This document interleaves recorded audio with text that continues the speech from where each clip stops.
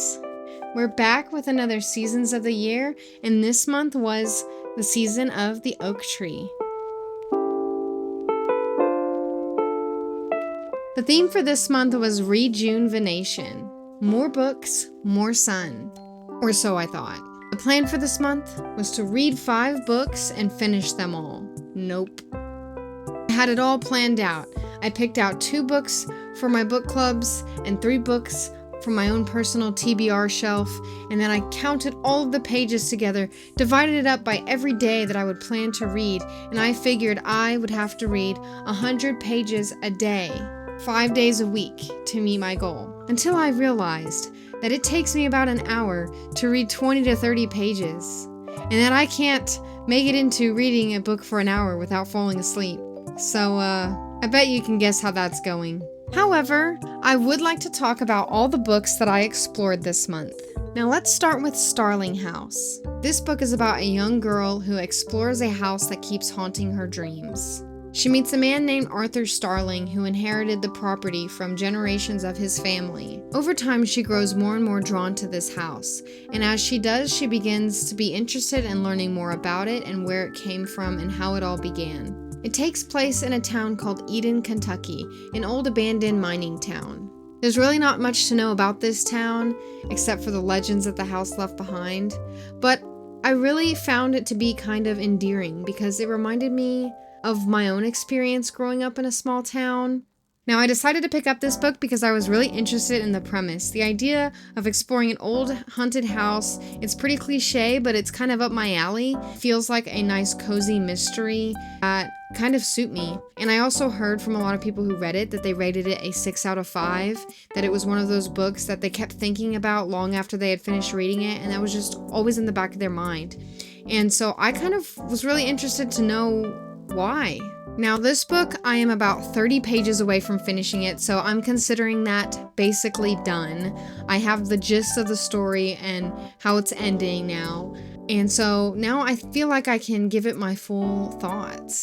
First of all, it definitely was the cozy mystery that I was really needing. It was nice to just cuddle up for bed and read a few pages before I fall asleep. I read it on car rides in between appointments. And I really just wanted to keep knowing more. It kind of comes off as a coming-of-age story, in a way. It's a very modern take on a story like this, but I like that it blends a little bit of fantasy magical realism with mystery. I was not really sure how that would play off in a story like this, but it was done well.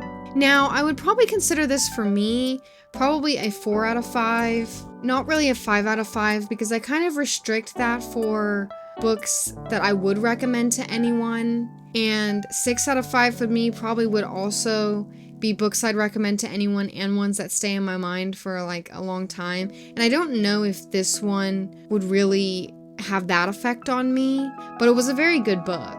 I think part of it is that it was just too simple, and maybe that the book could have been longer and probably should have been longer. I wanted to know a lot more about the lore of the house, but at the same time, I toil with that because it was a very simple read, simple and quick, and I like that about it too. I would say it's not anything super amazing, but I do think it is a unique story, one that I haven't read before. It felt very much its own take on this type of thing, and so for that, I can really appreciate that. So it's a good book, and I do think I would recommend this to some people, but definitely depends on your taste. Next book was Watermoon. I picked this up in Target a few months back, and I don't know, the cover just drew me to it. The concept, it's another magical realism. I don't really read that many books in that genre, so I was kind of just interested to know what this was about. However, I only got maybe 30 to 60 pages in, so I never did get through this one, and by all means, it had nothing to do with whether the book was good. It was just, I was juggling way too many things this month. But I will read the synopsis for those who might be interested. On a back street in Tokyo lies a pawn shop, but not everyone can find it. Most will see a cozy ramen restaurant, and only the chosen ones, those who are lost, will find a place to pawn their life choices and deepest regrets. Hana Ishikawa wakes on her first morning as the pawn shop's new owner to find it ransacked, the shop's most precious acquisition stolen and her father missing. And then into the shop stumbles a charming stranger, quite unlike its other customers, for he offers help instead of seeking it. Together they must journey through a mystical world to find Hana's father and the stolen choice, by way of rain puddles, rides on paper cranes, and the bridge between midnight and morning, and a night market in the clouds. But as they get closer to the truth, Hana must reveal a secret of her own, and risk making a choice that she will never be able to take back. So I will say, in the little bit that I did read, I was slightly confused about where it was going, and I also kind of felt like an existential dread. I was kind of worried that it would make me think a little bit too much about things I didn't really want to think about at the time, but I'm very interested to know where it's going. I am just having a hard time picturing what a book like this looks like, because again, I don't think I've ever read anything like this summary describes, but I'm going to definitely try to make this a goal to finish it in the next month or two and see where that goes. Very beautiful cover. Love it so much. Love this crisp white border. The image on the front, it's perfect. Honestly, I wish more books kind of looked like this. This is like a compositional masterpiece, if I do say so myself. So yeah, if anyone's read this, let me know what you thought, because I'm curious to know more. Next up is When the Moon Hatched. So this one, I got a special edition from Fairly Loot a while back. I was so interested in this one, so interested. I am just now trying to dip my toes into like fantasy and romantasy, and I'm not really sure if it's going to be the genre for me, but I figured I'd give it a shot. And honestly, this cover is just too pretty that I was like, I can't not get this book, but if I get it, I have to read it even if I don't like it. And the intent was I would read this alongside a friend, because this is like almost 600 pages, and I was like, that's surely going to motivate me to get through a big chunky book like this. And it did not, because we both got about 80 pages in and decided that we just couldn't take it anymore. Really, it's not to say that it was like bad, but a good way to describe it is just straight up pretentious. Like honestly, I think this writer has so much potential, but I felt like she threw it all into one book. The problem is that I really love the verbiage and the way that everything is described, but it is way too much. Metaphor after metaphor after metaphor. I can't breathe reading through a page of this. It's almost so impressive that it's disgusting how one can find a unique word for everything and never say the same word twice, honestly. But now, in saying all of that, basically it just boils down to the writing was too complex for what it was putting out. I don't think I really understood what was going on with the story, and the little bits that I was learning, I was not impressed with. The whole idea of a main female character assassin chick who very much resembles like a Throne of Glass type vibe, and I haven't read the whole series on that, but that's kind of what it was vaguely reminiscent of. It just like was not to my taste and not what I was expecting. I don't know, I expected something a lot more magical. I expected something more like, I don't know, magical realism from this, and I'm not really sure what about it told me that. But put it into perspective, let me read what the summary says, and then maybe like a paragraph of the writing from one of the first few pages. As an assassin for the rebellion, Rave's job is to complete orders and never get caught. When a rival bounty hunter shatters her world, Rave finds herself captured by the Guild of Nobles, a group of powerful fae. Crushed by the loss of his great love, dragon rider Khan Vagor took the head of a king and donned his melted crown. Now on a tireless quest to quell the never-ebbing ache in his chest, a clue lures him into the capital's high-security prison, where he stumbles upon the imprisoned Rave. Together they seek truths that threaten to unravel everything they know about their world and each other.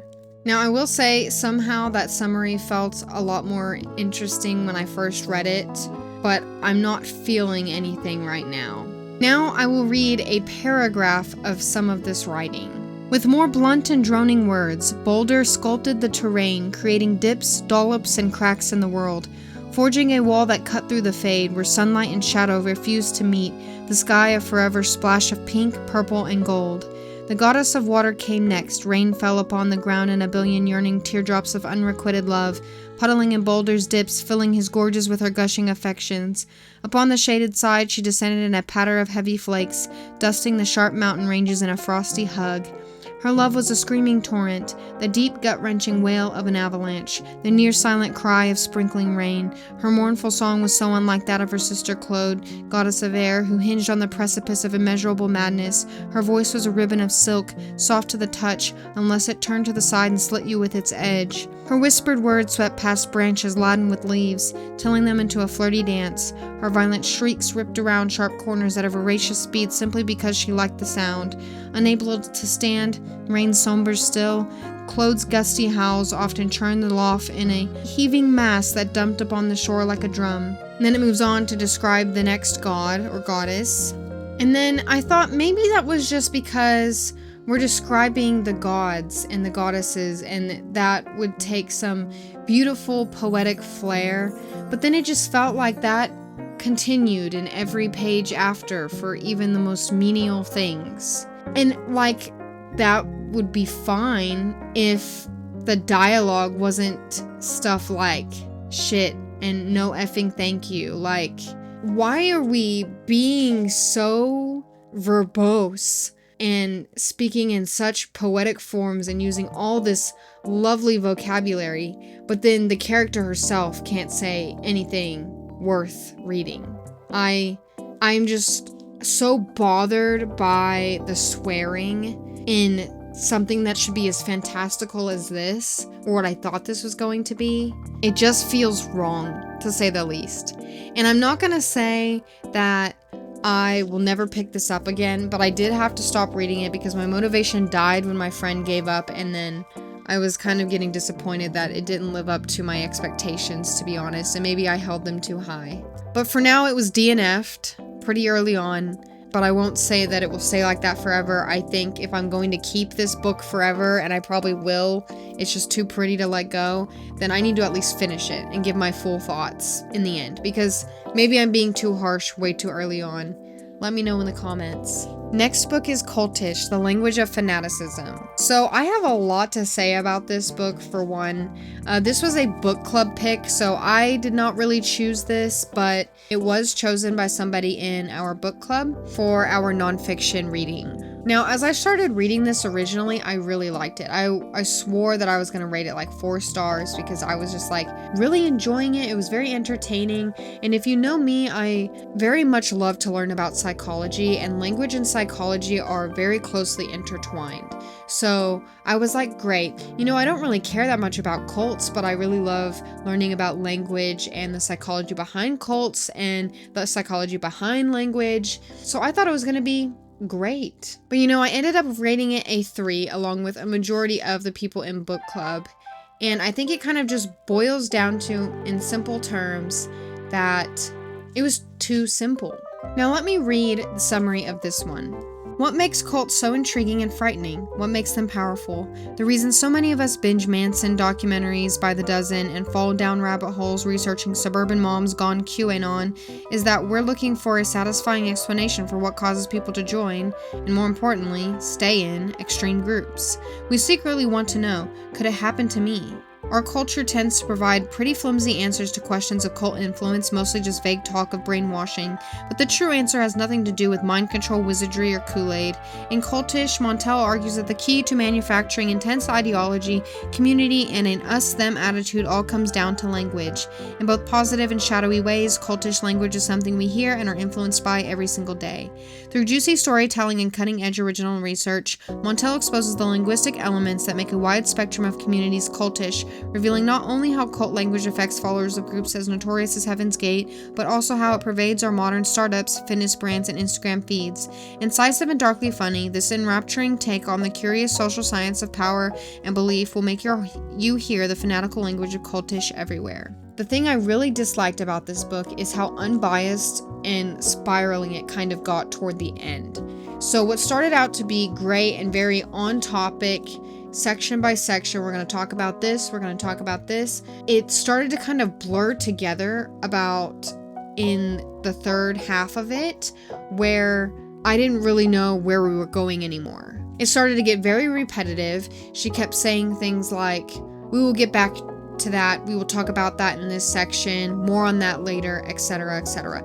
And it was like to a very annoying degree, like a very obvious, "I will circle back to this. I will circle back to this," on and on and on and on. It just kind of felt unorganized that way and just made me wonder, like, why are we talking about this now if you don't want to explain the whole thing? There's so many different cults that she could talk about and so many examples she could use, but it felt she just kept using the same examples and verbiage over and over again. Not to mention, she kind of poses this as like a social science and like she's some type of language scholar on this, but a lot of her research was from blogs and online websites and personal friends and family. What I originally thought to be really intuitive, like discussions and personal conversations with people that were a part of the groups that she mentions, I found to be not really that at all. I thought she was going out of her way to seek these people out and get their opinions and talk to them, but she wasn't. And I think knowing that kind of explains why the third half of the book ended up having a totally different energy, because at the end she started talking more about certain groups and political ideologies that she clearly disagreed with, but then didn't really talk about any experience she had speaking with people from the groups that she mentioned. I'm all for if she's going to disagree with a lot of the cults mentioned. That's kind of a given. A lot of them murdered people, but it just kind of felt she was weirdly trying to prove a certain point at the end that she didn't need to defend. But the biggest thing is that if you're going to consider this research or some type of science and like special informative novel, then I feel like she should have just done the work. And I don't really think she did the work. I think she just happened to have a lot of connections that happened to be in cult-like groups, and she wrote a book on it with the bare minimum information that she could just gather within arm's reach. And so I think the fact that she talked really heavily in the third half about certain groups that she did not like, but mind you, a lot of them were very modern. Like just one example is like the QAnon, like that, you can get so much information from them nowadays through the internet, and I'm sure you could find somebody that you could talk to and just ask them questions, like, but she didn't do that. She didn't talk to anyone in these groups that she mentioned in the last half, and I feel like we missed out on so much information that we could have gotten. I don't really know what the motive and reason for that was, but it just came off as very lazy to me. And while I did like learning about the language, I did not feel like it was that deep. It felt very surface level, like baby's first steps into the psychology of language, but it didn't truly feel like I learned a lot that I didn't already know. And I thought that maybe that might just be me, because I'm obviously like very interested in psychology and I already feel like I know a lot about that stuff just by looking it up on my own.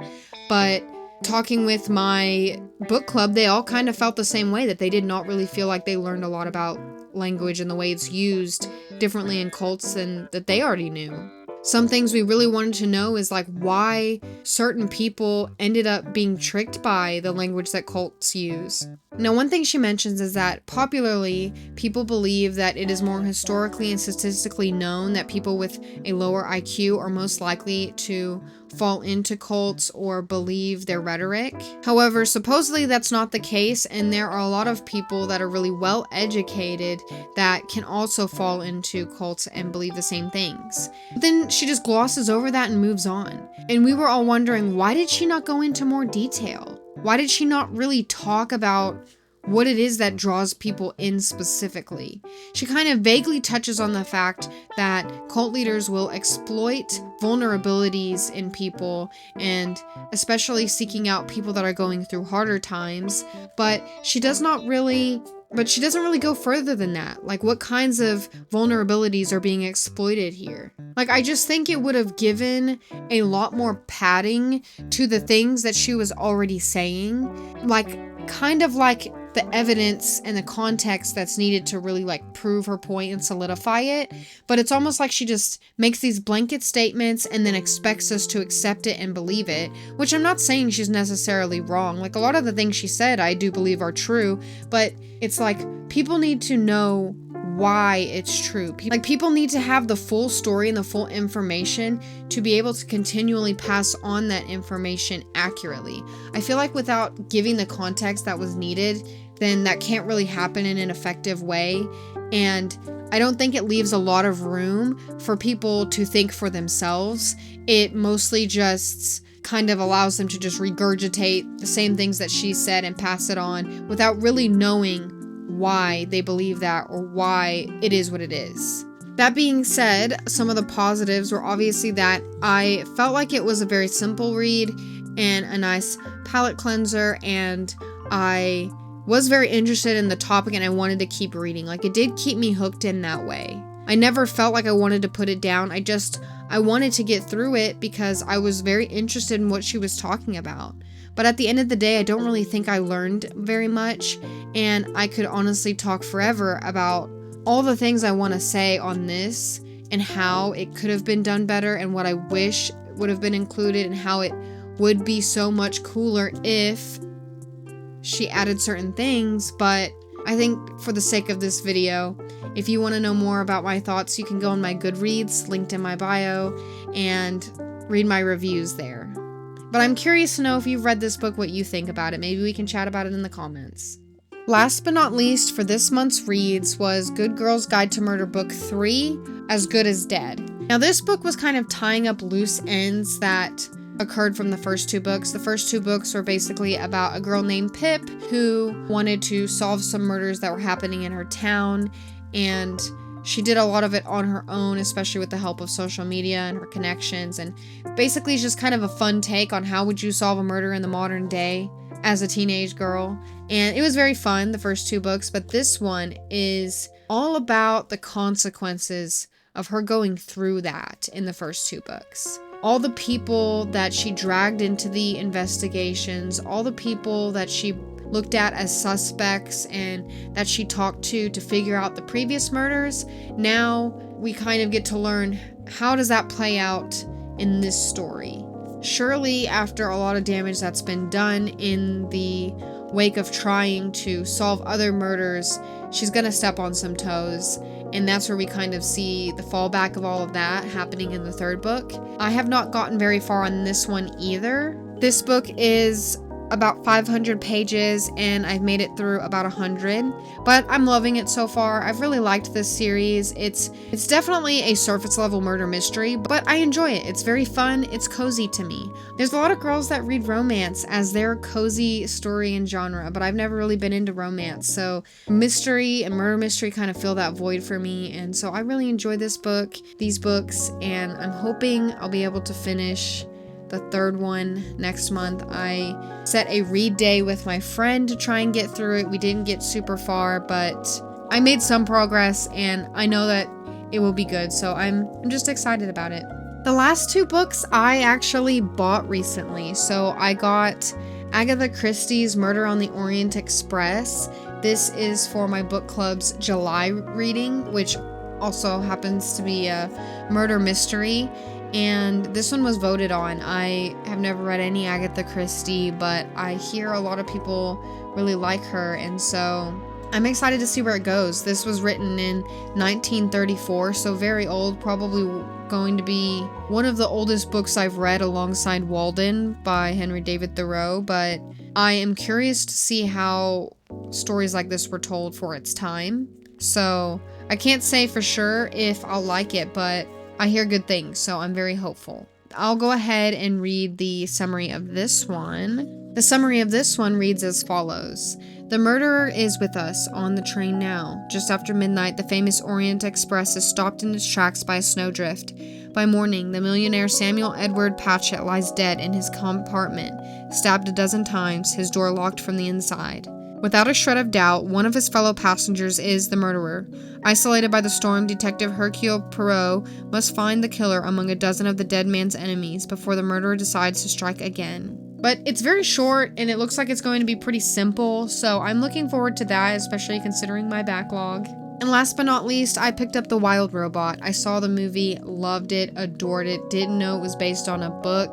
That movie makes me cry every time I see it, and even though this is a kid's book, I was enthralled by the movie, to say the least, and I want to get the other 2 books. So honestly, I might do an entire video just talking about The Wild Robot, even though I'm going to be late to the game, but it's beautiful. I think I need to read the books a little more to give some context, and I probably will make a video on that. Maybe that will be my next lazy lit read, is the Wild Robot series, just because I can. Definitely if I ever have kids, this book series is going front and center on their shelf, especially if it's anything like the movies, because it was amazing, honestly, so good. And so I'm hoping that the book is as good or better than the movie. We will see. I probably won't appreciate the book as much as I would if I were a kid, but I'm very hopeful about it and looking forward to it. So the overall point of this month was I just wanted to so there we have it. The point of this month's theme is I wanted to read more, try and complete more books on my backlog, and hopefully do that in unique and cozy places. Go outside, sit in the sun and read, sit in the shade and read, go to some bookstores and read. I didn't do any of that. Quite frankly, I stayed at home most of the time, read from my bed, read from my couch, could not keep my eyes open. So I did not make as much progress as I really wanted, unfortunately. I even wanted to go through, I had 2 audiobooks as well that I wanted to read in the background. And while I did that, I was going to work on my children's book, but that didn't happen. I just don't know where the time went. It got away from me. I ended up doing other things a lot of times. I got really busy with the pets and with my Turtles Outdoor box was still being finished, and I don't know, I found it very hard to stick to the commitment I set aside, but that's okay. That's okay. I ended up finishing a full book and almost finishing another book. Basically, I'm gonna say I finished 2 books this month, which is more than I've been doing, honestly, for the entire year so far. I've just had no time to read, so making that dedicated time to do that was very nice. And even though I didn't finish those other books, the fact that I even got as far as I did on some of them, the fact I even got almost 100 pages in on When the Moon Hatched, like, that's still pretty good for me. So I still call it a win. And you know what they say, shoot for the moon and you'll land among the stars. And that was kind of the goal, is like, maybe if my goal is high enough, I probably won't hit it, but maybe I'll get pretty far. And I feel like it wasn't too bad. Also, book club had a great discussion to talk about Cultish. Of all things I could say about it, even though I didn't rate it as high as I would have liked, it got me thinking a lot about the topics that were being discussed, and it led to a great group discussion. With that being said, it's been a great journey through the year so far. We've made it through month 6. We have 6 more to go of my Seasons of the Year series, and I'm very much enjoying it. I do have some worries about how the second half is going to look, because I'm only seeing things in my life getting busier and busier, but we're gonna try. We're gonna just keep going at it. That is solely the purpose of this for me, is because I often go through periods of being very busy and or having a lot to do but just no motivation to do it and being in a poor mindset. So I'm just going to keep trekking along. I'm going to keep pushing through all the things I have planned and see where we go. I'm already having ideas of what I can do for the last 3 months, which I didn't have a plan for that yet, but things are looking good. I hope to make more videos soon. I have a lot of things already planned and a lot already filmed. I just haven't had the time to sit down and edit. So please bear with me, have some patience, and as always, thank you again for watching.